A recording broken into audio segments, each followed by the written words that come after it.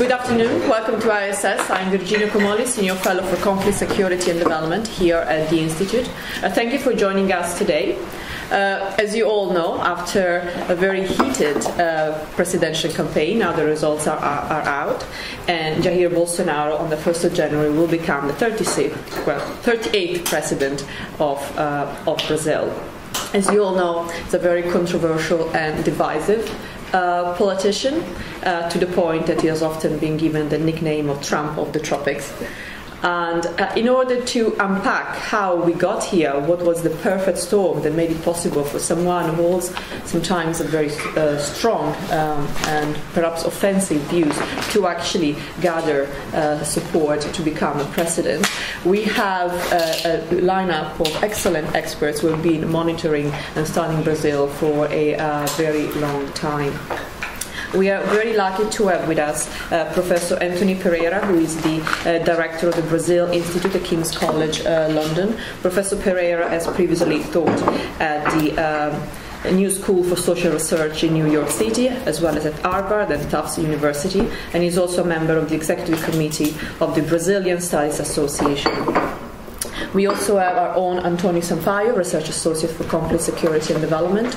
Many of you would have seen him commenting on various media outlets on Brazil, as well as on a number of security developments across Latin America. You may also be familiar with his work on urban security. So we'll start with Antonio, who will tell us how we got here, and then we'll move on to Professor Pereira, who will help us figure out what might happen from now on in Brazil in terms of domestic politics and also in terms of Brazil's role on the international arena. The entire session is on the record, so both the presentations and the discussion that will follow. And we're also audio recording the discussion, and we'll make it available on our website in case you want to listen to it or share it with your contacts. That's enough as an introduction. I'll turn now to Antonio for his introduction. Thanks a lot. So I think this is the, in my memory, it's by far the most rapid, most sudden political shifting in Brazilian politics, perhaps since 1964, when Brazil had a military coup, started a military regime, because when the military regime ended in the 1980s, it was a gradual process. So now we go from 13 years of Workers' Party rule, very strongly leftist party and government, even though the current president, the interim president, Michel Temer, that assumed power after the impeachment of Dilma Rousseff, is very much a center-right figure. He's an interim figure, and he hasn't been very successful in pushing for reforms and policies. So Jair Bolsonaro will certainly be the first strongly right-wing figure with actual political capital to introduce his reforms and policies to go to Brazilian presidency in more than 13 years. And those 13 years of the Workers' Party have obviously left some strong marks in the in long-term policies and strategies of Brazil. I will highlight a few, but there are many, many more that we can explore later. One, for instance, is that the Brazilian state machinery assumed a large role in the economy. Through protectionist measures for trade, and also large amounts of money subsidizing large companies that were often not very efficient, but that received large amounts of support from the federal government. And obviously this patronage system between the state and the private sector, especially the state towards the private sector, played a role in pushing for these corruption schemes that were reviewed in recent years under the car wash investigation, involving both state-run companies such as the oil giant Petrobras and private companies like the construction behemoth Odebrecht. Another mark of these 13 years of the Workers' Party that will likely suffer great change is foreign policy. So during the Lula presidency starting with Lula, there was this push to become a push towards a more ideology-driven foreign policy as a leader of the global South, promoting Brazil as an alternative pole of power away from the United States and Europe. That coincided with a commodity boom that helped Brazilian economy grow tremendously in an unprecedentedly sustained fashion for about a decade. And then under Dilma Rousseff, so that protection, that Lula foreign policy also brought about some strongly protectionist measures. Brazil is a very isolated country in trade terms. It has trade agreements with just very few countries, especially in its immediate neighborhood, through the Mercosur agreement that includes Argentina, Uruguay, and Paraguay. And I never keep track of where Venezuela stands in this. Because one day it is, and one day suspended, right? Suspended in and out. So it's this protectionist fashion of Brazilian foreign policy, this inward-looking and towards the periphery, its immediate surroundings. Initially under Lula, I think it had a more ideological tone, and then under Dilma Rousseff, his successor, anointed successor, it had a less structured fashion, and it was driven purely by disinterest and other priorities that the Dilma Rousseff government had. And obviously it continued the Workers' Party sort of quiet support and occasional more vocal support of the Venezuela regime and the leftist bloc of countries that were then strongly aligned with Venezuela, which were Ecuador, Bolivia, and Venezuela. So this leftist bloc of the so-called 21st century socialism. And obviously, this foreign policy had some long-term impact on Brazil's also long-term aspirations towards regional leadership. So Brazil had formed the UNASUR bloc, or helped form alongside Chavez, the Union of South American Nations, which is a relatively recent institution in the region. But UNASUR was very quickly and very clearly captured by the very ideological and voiceful positions of the Venezuelan government and its allies, and it helped form a rift in the region between, on one hand, the leftist or leftist-leaning countries such as Venezuela, Ecuador, Bolivia, and Brazil, even though Brazil was not as radical as the others, and on the other hand, the Pacific countries that had a much more liberal economic policies and an appetite for aligning itself with the established powers, Europe, also Asia, the United States, free trade.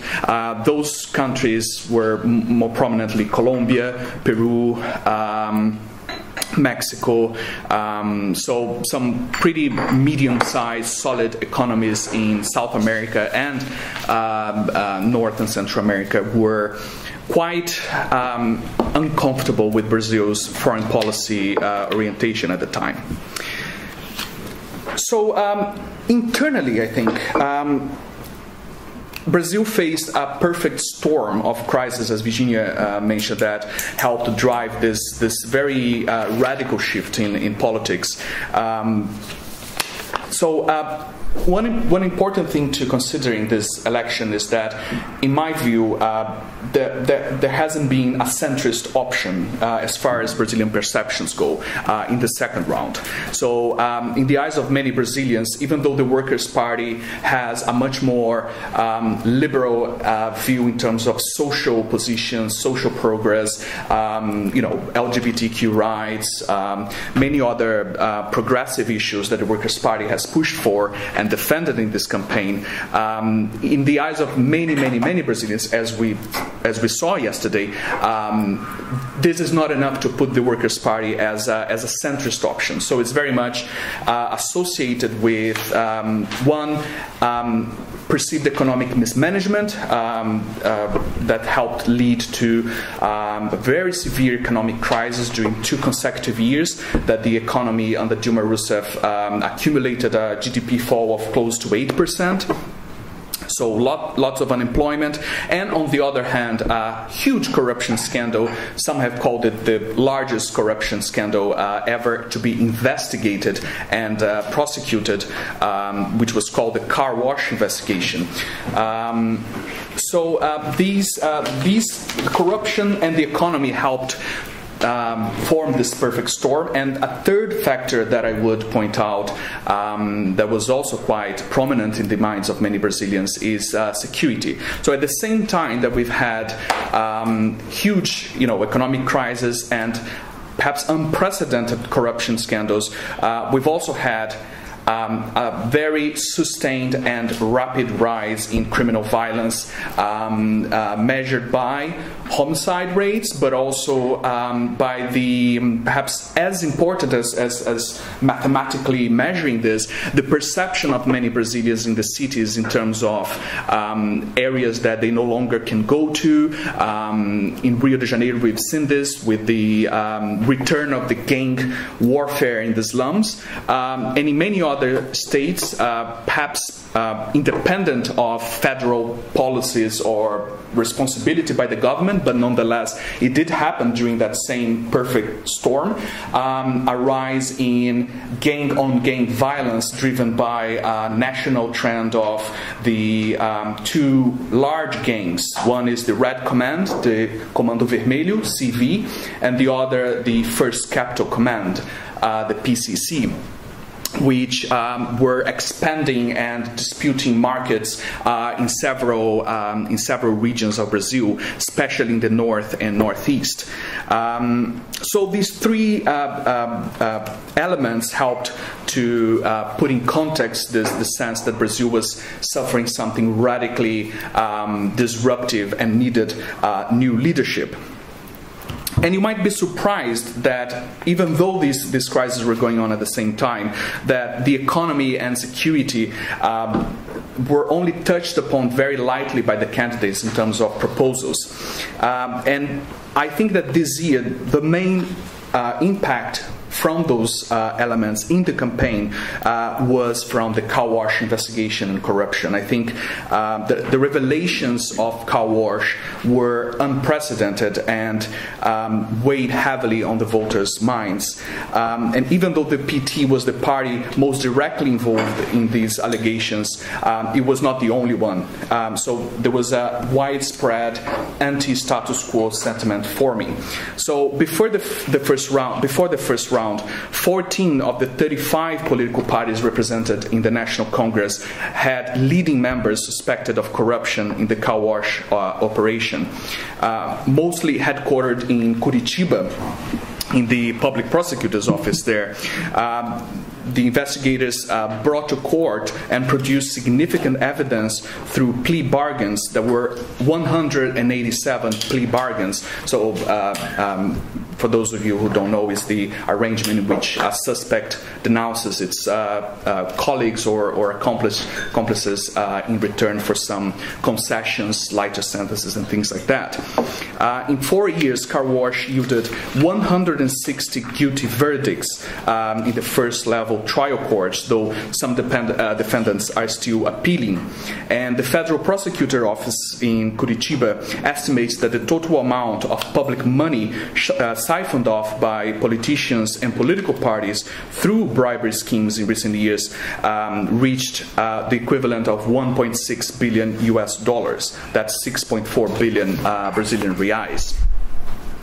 And another unprecedented development brought about by car wash was that for the first time there was a large-scale, a sustained persecution or success in prosecuting crimes against very powerful people in the country. So in March 2018, the general prosecutor Raquel Dodge said that 12 state governors, almost half of the total of 27 that Brazil has, were under formal investigation. So even though Brazilians have showed leniency in the past to corruption of some politicians, the car wash operation was really a game changer. The scale of the corruption uncovered, the seniority of the names involved, and perhaps most important of all, the success in concluding the judicial process and bringing people to court and bringing successful verdicts against people in a sustained fashion was very much unprecedented in Brazil. And as a result, the Brazilian political establishment, the institutions associated with the executive and the legislative suffered tremendously. In June this year, a poll by Datafolha showed that 67% of Brazilians distrust the National Congress and 68% distrust the political parties. And by the way, the institution that consistently led the trust side of the poll are the armed forces. And as I think Virginia mentioned, Jair Bolsonaro is a former army captain, and his vice president is a retired. Jair Bolsonaro is a former army captain, and his vice president is a retired army general. So these crises were compounded by one further, if these haven't been enough, a further piece of political failure, which is the failure of the political system to produce a viable, fresh, alternative name or names for the presidential election. The parties spent months since late 2017 in an existential debate about who to put forward as president. Some leading parties, such as the center-right PSDB, which was decimated in the first round in terms of elections to the Congress. The PSDB was considering put forward a TV presenter, someone who completely outside of politics. He later gave up, or was led to give up, and instead the PSDB put forward a very, very established, long-running politician, career politician, Geraldo Alckmin, who ran before for president, and this time he ran before for president and got a respectful share of votes. This time he ran and got just less than 5% of the votes. Am I running out of time? I have like 2 more pages to, so I'll end by providing some raw data to put in context this decimation of the political elite.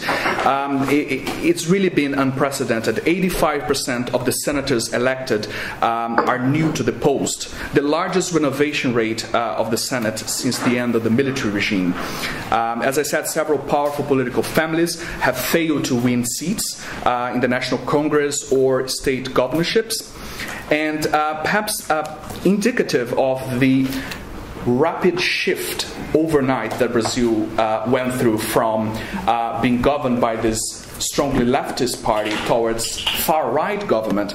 The PSL party that used to be a very small party and is the party of Jair Bolsonaro, went from electing just one congressman in 2014, and this time elected 52, becoming the second largest party in the lower Congress. So it's a complete shift in politics in the national level, and we're still coming to grips with it, perhaps starting today here. Well, thank you very much, Antonio. I think you gave us a better sense of how we got here and the crisis that made possible for someone as Bolsonaro to be elected. I'll now turn to Professor Pereira, who might perhaps enlighten us on what might actually happen going forward for Brazil. Okay. The hard work. It's hard enough to predict the past, let alone the future. So, but I'll try to complement Antonio's presentation about how we got here with some comments on what sort of government this could be, what the basis of its support could be, and what sort of policies it'll pursue. I want to thank you, Virginia. Thanks, Antonio. It's good to have a good partner in IASS. Hope we can do more things together. But at the risk of lowering the tone of these proceedings, I wanted to quote a song from 1982 by Duran Duran. If you're old enough, if you're as old as me, you'd remember this song. Save a prayer. Don't say a prayer for me now. Save it till the morning after. It's now the morning after, and I think a lot of people are praying, not just people who voted against Bolsonaro, but people who voted for Bolsonaro are hoping that it all works out somehow. This is a classic song of loss and, so passion, temptation, loss. They prayed yesterday. They prayed yesterday. Yes. What, in national TV. On TV, yeah. There's a lot of God in this election. I think what's really difficult about doing the job that I'm trying to do, which is to think about this government, is that this is not, as Antonio has said, this is not a guy who's had executive experience. He hasn't run anything. He hasn't run a prefeitura or a governorship, let alone higher office. He was an insubordinate army captain.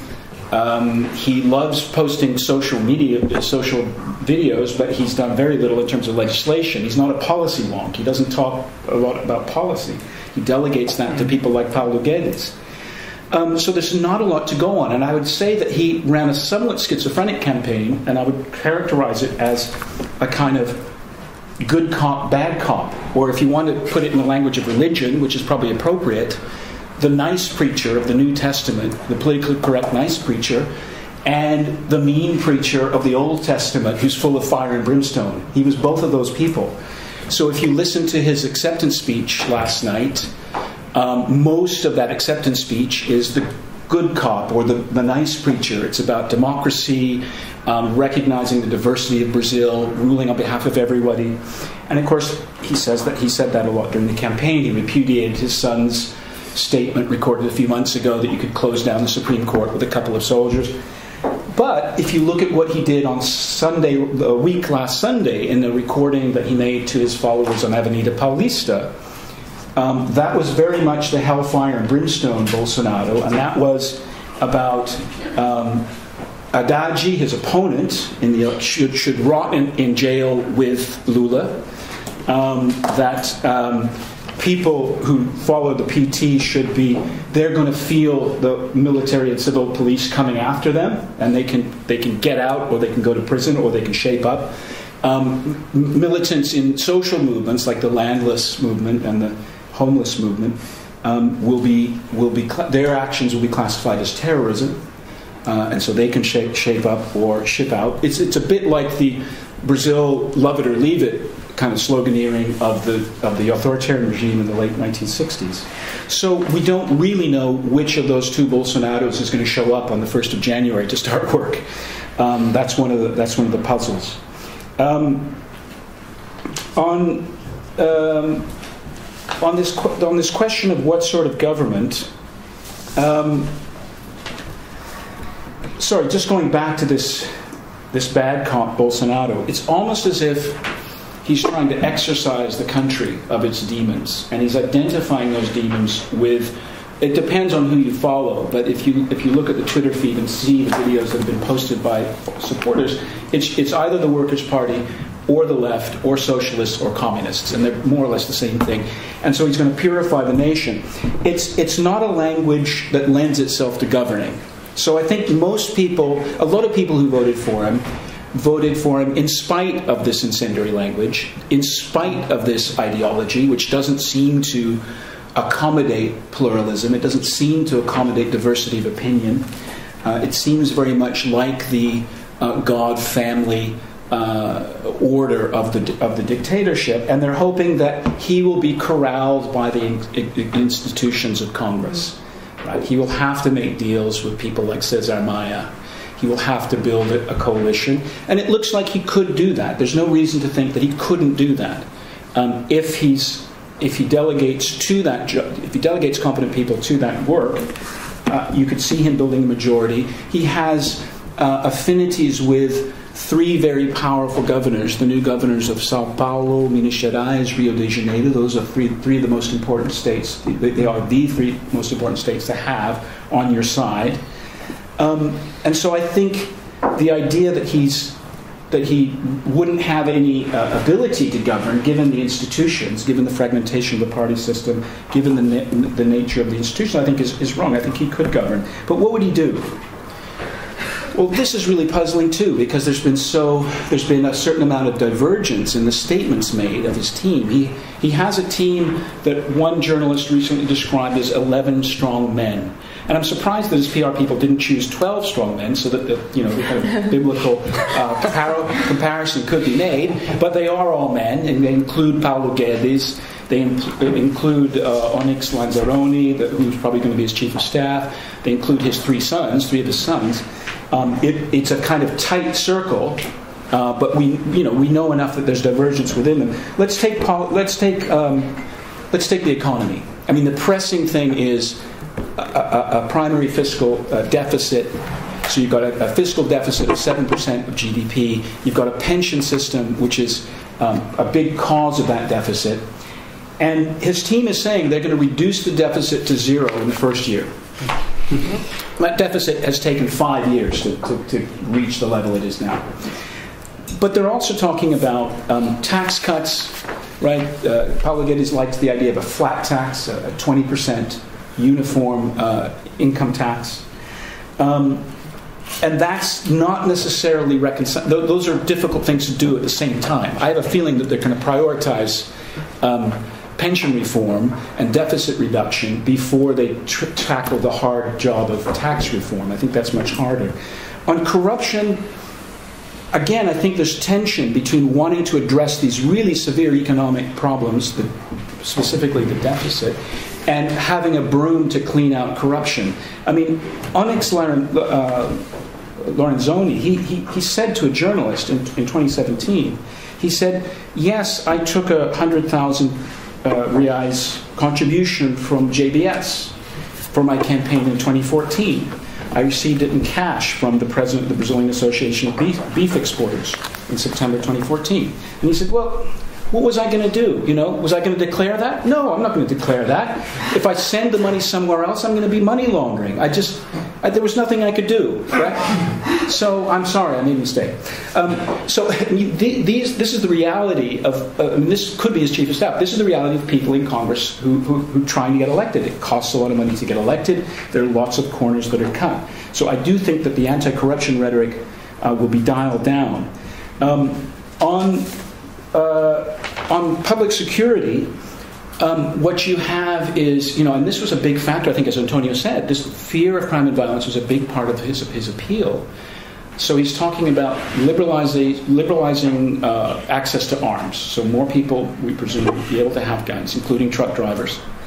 I'm not sure if that's a great idea, but he wants to lower the age of criminal responsibility to 17. He's talking about putting the army in the streets, which I don't think the army is keen on. They're already in Rio, but they're scheduled to leave in December. I don't think the army commanders want to take primary responsibility for ordinary crime and violence.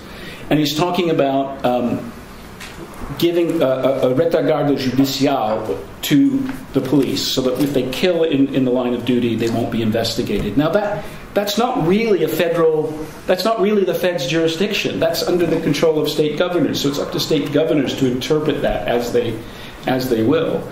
And it's also problematic in terms of other constitutional rights that people have to physical integrity, for example, and the human rights treaties that the Brazilian government has signed. So that's another interesting area. I think on foreign policy, just to complement what Antonio said, there's a possibility that he said that he wants to pull out of the Paris Climate Agreement. He said that he wants to pull out of the UN Human Rights Committee, not necessarily for the same reasons that Trump was against it, but because the UN Human Rights Committee recommended that Lula be allowed to run this year. And of course, he wasn't. He's talked about a big reduction in the number of ministries. He's talked about taking the environment ministry and putting it into the agriculture ministry, so seriously watering down environmental regulations. And he's talked about creating lots more military high schools, military secondary schools, and appointing quite a few military figures to cabinet positions. That's not the same, I should add. I don't think that's the same as institutionally empowering the armed forces in a way that's any different from the current constitutional makeup. But it does represent, I think, a certain militarization, perhaps, of the appearance of the federal government and the role of the federal government in education. He's talked about ending, or at least reducing, the racial quotas in the federal universities. Some other things that he's supposed to. I think these are all things he could do. But I guess I think I'm near the end, aren't I? So I think I would just end on a note of caution. I'm sure there's lots of other policy areas that you're interested in. In terms of militarization, I think I'm not sure they have much room to go in the direction of Colombia, for example. Colombia spends the most in South America as a percentage of GDP on defense. It's about 3%. Brazil could increase its spending on the armed forces under Bolsonaro. I think about 80% of that spending goes on personnel. It goes on salaries and pensions. So there's not a lot. It doesn't mean necessarily there'll be a lot of orders for new equipment. So I think it might be more symbolic, but there's some kind of symbolic militarization going on there, I think, with the rhetoric. And I guess it's two caveats, really. I guess it's two sort of notes of caution. Going back to the economy a little bit, I think too there's a sense among market actors that they're worried that Bolsonaro is a fake liberal. His voting record in Congress is not highly liberal. He was against the Real plan. He was against a lot of the privatizations. He likes the idea of state control of the commanding heights of the economy. And he's already in conflict with Paulo Guedes about how far the privatizations are going to go. They're talking about 50 of the state-owned enterprises either being abolished or privatized in the first year, but he doesn't want a lot of the key state-owned enterprises to be privatized, right? And so market actors are thinking, well, how long will Guedes last? Bolsonaro is president, not Guedes. And I think he's already walked away from the idea of a super ministry where you combine planejamento and commerce and finances in one ministry. He's walked away from that because industry, especially manufacturing, wants a separate ministry that they can deal with. But the notes of caution are for two things. I think in terms of recent presidential candidates, to me, he most resembles Jânio Quadros and Collor de Mello. I think he's more right-wing than either of those two, but he's messianic, as they were. He's salvationist, and he's talking about cleaning up. And that was the rhetoric of both of those two candidates. Neither one of those candidates lasted very long. Quadros was gone. He resigned after 8 months in a conflict with Congress, and Collor de Mello was impeached after 2 years. And so we might see a president whose urge to clean up is putting it in conflict with Congress rather than working with it. And he might do a lot of medidas provisorias. He might do a lot of executive actions to get around Congress if he becomes frustrated at trying to deal with them.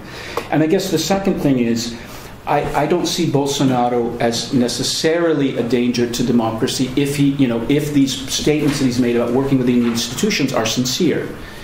I can see him working with the institutions, respecting the Supreme Court, trying to build a coalition in Congress, being corralled. However, a lot of his most inflamed supporters will remember the bad cop Bolsonaro and what he said. And I think they are more dangerous for democracy than Bolsonaro himself, because they will think, in a year's time, if corruption hasn't ended and the economy's not doing very well, and crime and violence are still problems, they might think, who's responsible? Whose fault is this? And they might seek scapegoats, and those scapegoats are likely to be the kinds of people Bolsonaro identified as enemies of the people in his most sort of inflamed moments on the campaign trail, and those people may be vulnerable. So. Thanks. I look forward to your questions. That's rather sad, dark. No, sorry to end on that note. I could have done it in reverse order and said positive things. Thank you. Yeah. But Professor Pereira, you mentioned that Bolsonaro threatened to withdraw from the Paris climate agreement. Do you think he's likely to do so? And if he does that, what will be the implications? And I think this is such an important area for Brazil, because Brazil has been kind of leading in environmental conservation and actually has often been described as a positive model for other countries in the emerging and developing countries in terms of safeguarding the environment.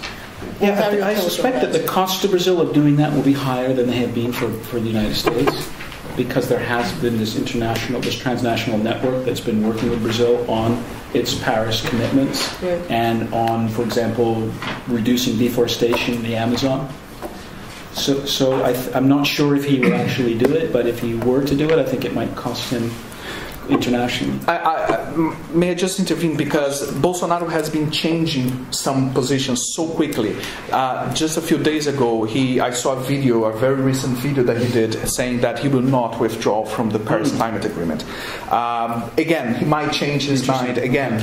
That was very recent, and it goes to show how this good cop, bad cop thing is really both it's a source of instability and uncertainty for the future, because he has these inflammatory moments in the campaign trail, just like Trump when he's with his supporters face to face, is very and then he goes to the press or to a more neutral environment and he says something very noble and moderate. So remains to be seen. Thank you. Okay, now we have about 25 minutes for questions and comments. Yes, if you would like to make an intervention, just raise your hand and wait for me to call on you. And when I do so, if you could please introduce yourselves. The first person is Eleanor. Thank you. Helen Weaver with the Conflict Security Development Programme and the Peace Africa Analyst. Thank you so much. That was really exciting. I'm going to ask what sounds like a bit of a weird question, but you've both been sort of hinting around the presence of God in this election. You talked about exercising demons and stuff like that. So I was wondering if I could pin you down on that a little bit more. In Bolsonaro's mind, is he an instrument of God? Does he have a sort of divine mandate? And I know it sounds a bit out there, but with those kinds of charismatic leaders, if they believe that they are the right hand of God, then they have a very bad habit of absolving themselves of all sorts of things and finding both scriptural backing and ways of justifying their overruling of any objections. Is that an exaggeration? Is he sort of just playing around the religious rhetoric because it plays to the crowd, or does he really believe it? Because if so, that could be a very dangerous indication of what he's going to do next. Yes. I'll perhaps take three. The gentleman over there. James Chirinkam with the Institute of Commonwealth Studies. I have a specific question which is related to foreign policy, and that is, of course, for the last decade or so, and starting with under Lula, Brazil was part of this annual summit meeting with India and South Africa and China. Now, there were a number of those kinds of initiatives that under Lula's administration, came into operation. Will those continue or not, or are they all going to be abandoned in search of a new direction for policy altogether? The second question is a much broader one, which comes from my own work on the challenges that the stresses that have taken place in Indian democracy with the emergence of Narendra Modi, and that is the question of the institutional resilience. Of how far are democratic and judicial institutions in Brazil able to cope with the kinds of pressures, disruptive pressures that that appear to be not unlikely during this Bolsonaro presidency, and because in India that has hitherto in several periods of crisis, they have proved themselves. Would you say the same about Brazil? Okay, thank you. Who's one over here? Okay, great. I'm sorry, I actually have 3 questions. Sorry, I'm Thomas Fröhlich. I'm also from King's, and I also did a little bit of research on Brazil. First of all, Antonio, I would like to put the PT foreign policy a bit into perspective for the rest of the audience.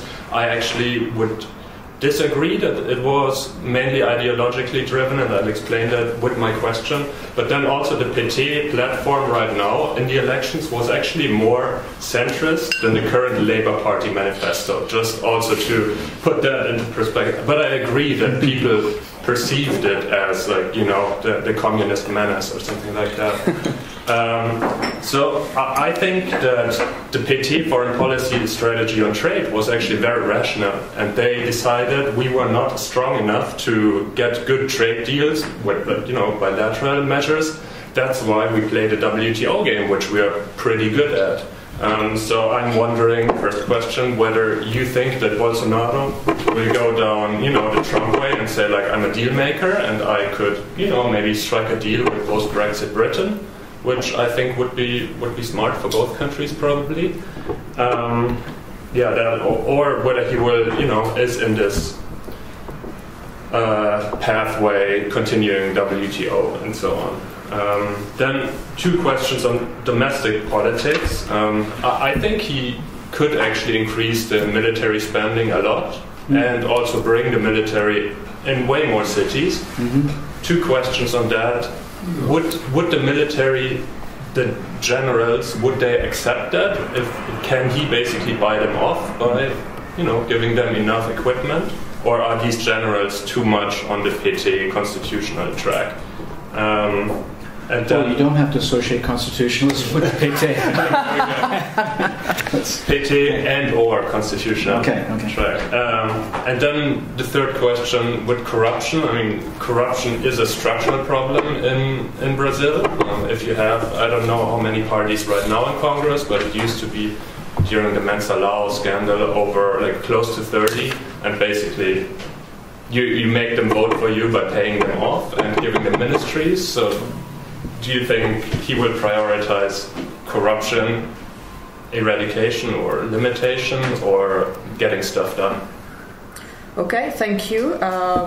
Quite a variety of issues here, from God to corruption and anything in between. From heaven to hell. Would you like to start, Antonio? Yes. So I'll start from the end.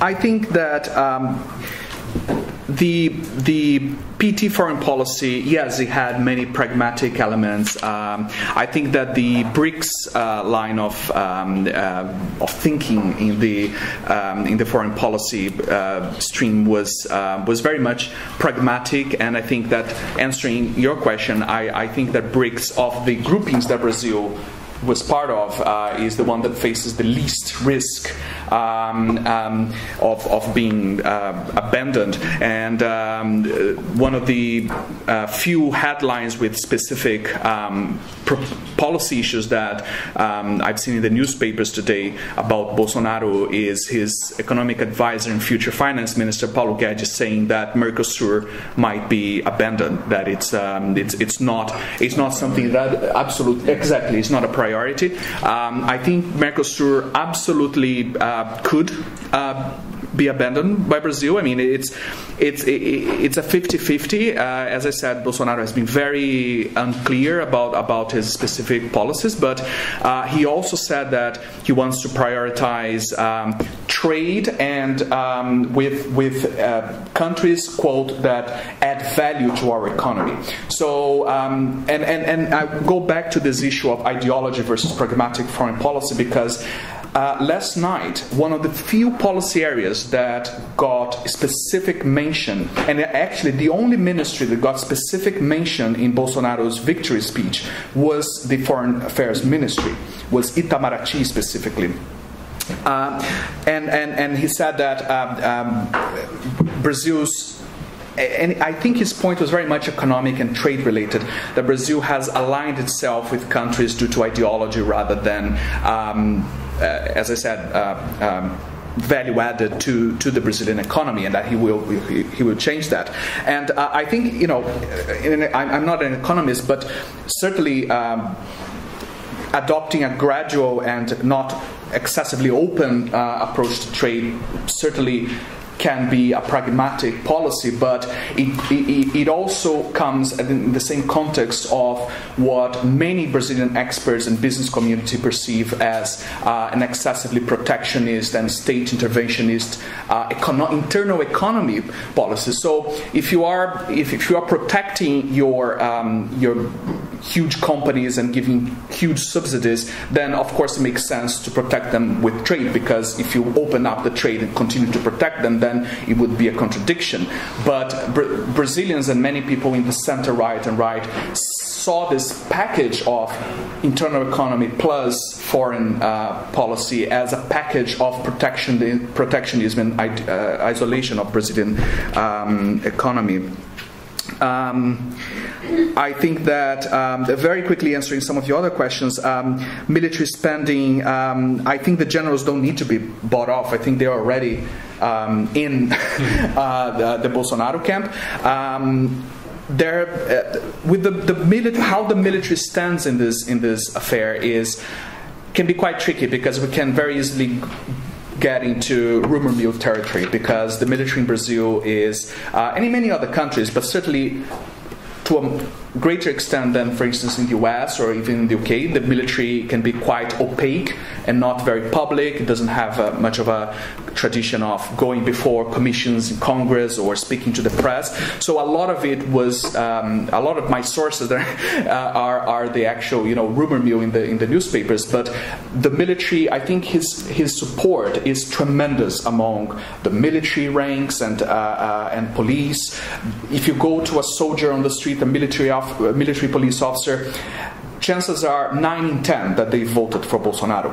However, at the higher spheres of the military, there is alleged to be some discomfort with the extent to which he's putting the military in the spotlight and causing this sort of bad press for the military just 30 years after the military regime. So there's a lot of caution, and a lot of people who used to dismiss Bolsonaro as a sort of a lunatic, as a person without much academic or even military background. He used to be a captain.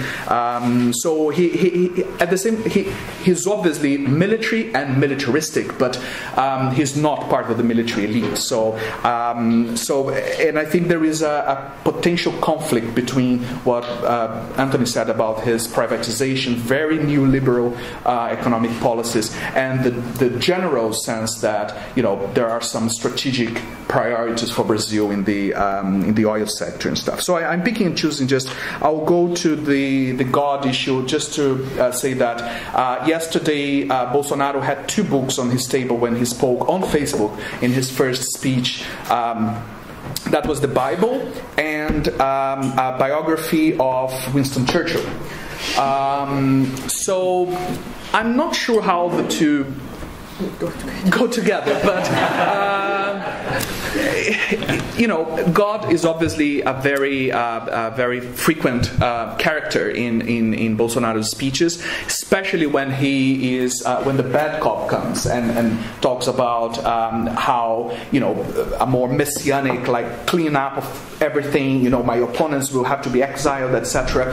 That is when the more this is a mission from God, and that's something that he specifically said yesterday. This is clearly a mission from God. This did not happen by accident. So he has, I think he has a genuine sense to himself that he is aligned with this divine interest. But at the same time, he has this more pragmatic side. So it is a conflict, and I think it will greatly depend on the next few weeks on who he chooses to be his advisors, who will have more power, more influence over him. I think if some of for instance, if Paulo Guedes, something happens, he's been a little bit involved in Brazil. He's been a little bit involved in corruption. In comparison to others, it's almost nothing. But if he is forced to resign, of his political capital, greatly reduces, we might see, one of the generals or one of the more evangelical people rising. So it will depend on the internal power struggles within the Bolsonaro camp to see if the bad cop wins or the good cop wins. Professor Pereira, any thoughts? Yeah, well, I might as well carry on with the God theme. It's the opposite of Alistair Campbell, right? It's we do God all the time. Could he be a sort of Oliver Cromwell figure? I think Antonio's right. Another thing he said in his speech last night after the election was that he believed that he had been born again after the knife attack in early September. So God obviously had a plan for him, and that was to survive that attack and become president. Does he really believe it? Well, he's selective. When it comes to changing sexual partners, that's fine. You don't have to stick with the same woman for your entire life. He doesn't buy into that aspect that some religious people have. But it's there, and I think he said as I said, most of the acceptance speech was quite good cop Bolsonaro. But he did say at one point, this is not the election of a political party. This is the achievement of liberty by a nation. Again, that doesn't leave a lot of room for opposition, for dialogue and diversity. But so I think, that's going to be something to watch. He's talked about, on foreign policy, he's talked about moving the Brazilian embassy to Jerusalem, joining the U.S. in that. And that could be, partly motivated by a military sort of admiration for the military capability of Israel and its technology, but it could also be an evangelical, it has affinities with evangelical views of how that Palestinian-Israeli conflict should be dealt with. In response to James, there is a BRICS summit scheduled for Brazil in 2019. And I don't think Brazil will abandon that. If you listen to Bolsonaro early on in the campaign, because there's often a kind of unimaginative importation of some of the Trump slogans. So you get, make Brazil great again. And early on in the campaign, you heard Bolsonaro saying, China's an enemy. We got to bash China. And you haven't heard much of that in the last few weeks. I think partly because it's not an ideological issue in Brazil. Brazil has a flourishing trade relationship with China. It's the number one commercial partner. They have a trade surplus with China. They're making a lot of money exporting to China. So I don't see why they would be so unpragmatic as to abandon the BRICS summits. Maybe in terms of rhetoric, it won't be as prominent as in previous Brazilian governments. So I think they will stick with the BRICS, at least in terms of the summitry. And then institutional resilience. I think there are strong institutions in Brazil. An example would be this controversy recently over some of the posters and banners that were hanging in Brazil's federal universities about being in support of democracy and against fascism. There was an initial decision that this was violating electoral law and that these things had to be taken down. There was a subsequent decision that these are political statements, but not electoral statements, because they're not explicitly endorsing a candidate in the elections. And so they've temporarily, at least for now, they've been allowed to remain. And so I think that shows, this is a state apparatus with a fairly autonomous prosecutorial arm, a fairly autonomous judiciary, a federal police force which has just gathered the evidence to indict a sitting president, right? Michel Temer has just been indicted for corruption. So there are some resilient autonomous institutions that will continue, I think, to function under a Bolsonaro presidency. And then with Thomas, it's a bit puzzling about Mercosur, because if, as some people hope, there'll be some dialogue now between the UK and Mercosur over a trade deal, you'd think you'd want to prioritize Mercosur. So they either will in these trade negotiations, or they'll respond to the demands from Brazilian business for bilateral trade deals by pulling out. They can't really have it both ways. In terms of the status quo, they have to negotiate as a bloc, unless they do something, unless they break with their Mercosur partners. And then I think the corruption and the privatization issues are linked. So if you listen to Bolsonaro, what he's saying is we have to make the state smaller so that there's less corruption. So one is a solution to the other. And I think I mean, I may sound like a nitpicking academic, but I don't really buy that equation. I think, the quality of state-business relations can be bad or they can be good, regardless of the size of the state. So we have Scandinavian states that are fairly large. They take in a lot of tax revenue, and they're large as a percentage of GDP, and they're fairly clean in terms of what we think we know about corruption. There's smaller states like Guatemala, which is 11% of GDP, which are pretty rife with corruption. So I think this simplistic equation that you downsize the state and therefore you eliminate corruption is going to disappoint a lot of people.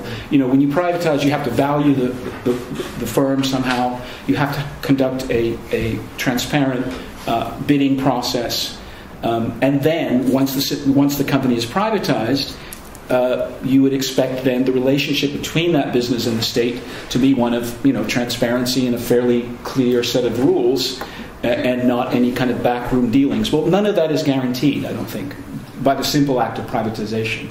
That's something that depends on the nature of the institutions and the behavior of the people in those institutions. So that is one of the. And I think if push came to shove, I think he would probably downplay the anti-corruption stuff. You're asking, was it one or the other? I think he would try to get the economy dealt with in the first year as a priority, even if that meant turning a blind eye to some of the people in Congress being somewhat shady. On the public security and the army, Antonio's right. I think there seems to be a lot of support in the police forces and the army. The surveys never show that. They're not allowed to do that, but we have anecdotal evidence that there's a lot of enthusiasm for his candidacy in the armed forces and in the police.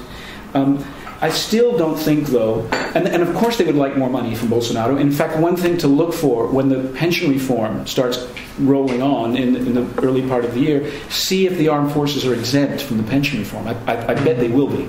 I mean, I think that the people in the armed forces are expecting him to help them by exempting them from the reforms that everyone else is going to have to suffer in the pension system. But they have resisted. I think the high command of the armed forces has resisted very strenuously the kind of role for the army that you see in northern Mexico, where the army became responsible for interdicting drug trafficking between Mexico and the United States. That is not a role that they want to have. They've resisted it, I think, fairly successfully up to now. When they do border operations, they do it in conjunction with the federal police. That's not just their responsibility. And I think they would resist that role to some extent. Now, I suppose Bolsonaro could be tempted to try to interfere in the promotions process to get people he wanted in the high command, but that would enter into shock with the professional ethos of the armed forces, which I think is fairly strong. So I see them resisting that role and them say to him, if you want to solve problems in public security, beef up the federal police and work with the state military and civil police forces, but don't make us the major force that's responsible, as we are now in Rio. I think they really don't want that. Thank you very much. Well, we are running out of time, but you've been very patient, so please go ahead. Thank you very much. Much appreciated. Joost Stekenberg with Moonshot TV. I'm working on countering violent extremism, both on the far right and Islamic fundamentalism. Earlier you mentioned that if in a year's time nothing has changed, now pointing a little bit to Bolsonaro as the bad cop, you mentioned there might be a few scapegoats here and there. And we already have a bit of an idea with regards to the identification of these scapegoats, and might this also result in a bit more the far-right aspect of Bolsonaro itself, and perhaps allegations towards violence that might be rising from this. Yep. There are more than indications. There's actual violence. Tony, do you want to? Well, this issue is very much close to my heart because many of my friends have opted to vote for someone that they never would vote for because of these issues, and this has been the main reason for the Ele Não campaign, the hashtag Not Him, and I think that Again, we see the good cop, bad cop dynamic playing out. He has apologized in his interview in Jornal Nacional, the main news show in Brazil. He apologized for the gays for saying that things like he preferred that his kid would be beaten up than being gay, that gays devalue his real estate value. And he's apologized for some of those comments because, according to him, it was made in the context of a very heated congressional debate. But he hasn't apologized for the rest. But then I've been talking to people with more or less inside knowledge in Brasilia, and because of the pragmatic turn that he has taken in some points, I don't think that he will try, at least not in the first, let's say, 2 years, to make some sort of pick this fight to change, for instance, the legislation on civil partnerships, etc. Or with the racial issue is a bit different. I think the issue of quotas in schools is something that he might do first, because it's not something that is so directly against the enshrined human rights playbook. It's more like, oh, this is an educational policy. He can argue that. But the people I've talked to are concerned, and I've talked to people who are have inside knowledge of the defense environment, and they are worried about something that happened during the military regime, which was the formation of the Brazilian security apparatus as a tradition of off-duty death squads and paramilitary groups. So I think the most immediate risk of Bolsonaro to radicalization and to human rights violations is what his message and what his occasional inflammatory speech how it will be interpreted by the lower ranks in the military regime and the army, and this sort of carte blanche, which he said in the past, police will have carte blanche to kill in my government. Again, he said that before he took some of his most radical turns to pragmatism, but still those messages linger, and I think that the non-state dynamics in Brazil has a wealth of non-state armed groups, will be where this dynamic will play out most viciously, I think. Would you like to add anything on that point? No, I think Antonio is absolutely right. Just to add that civil society is quite organized. Yes. There are activists in a lot of areas, and I think they will be wondering how exposed they will be, what kind of protection they'll get, and whether people will go after them, either off-duty police or just citizens who feel angry about their activism. Thank you. So, very final intervention, sir. Thank you very much. Peter, retired diplomat. By and large, extremists from right or left tend to, when they get into office, are forced to moderate their extremism quite a lot. They can't afford half the things they've said they're going to do, other than by raising taxes, which they quickly realise is pretty unpopular. They can't afford to make enemies all around the world. The exception to that seems to be Trump, who is moderating almost nothing. Is Bolsonaro, does he see himself as a kindred spirit to Trump? And you haven't touched much on the relationship between the two, which I suspect is going to be pretty important. Are they going to work together? Are they going to attack common enemies and so on, or is he going to strike out differently? That's a great question, Peter. I sort of resisted the Trump comparison, but there are some affinities for sure. And I think one thing to look out in these next few months is what's his social media activity going to be? Because of course with Trump, I think a lot of people assumed that the tweeting was for the campaign, and as president he'd become more presidential. But of course that didn't happen. The tweeting carried on. The 3 a.m. tweets carried on, and he goes to rallies, and he acts as if he's still campaigning now. And I think that Bolsonaro, this is just a guess really, but I think that he does enjoy this interaction. That's really what he did as a congressman, was going around getting adulation and doing social media.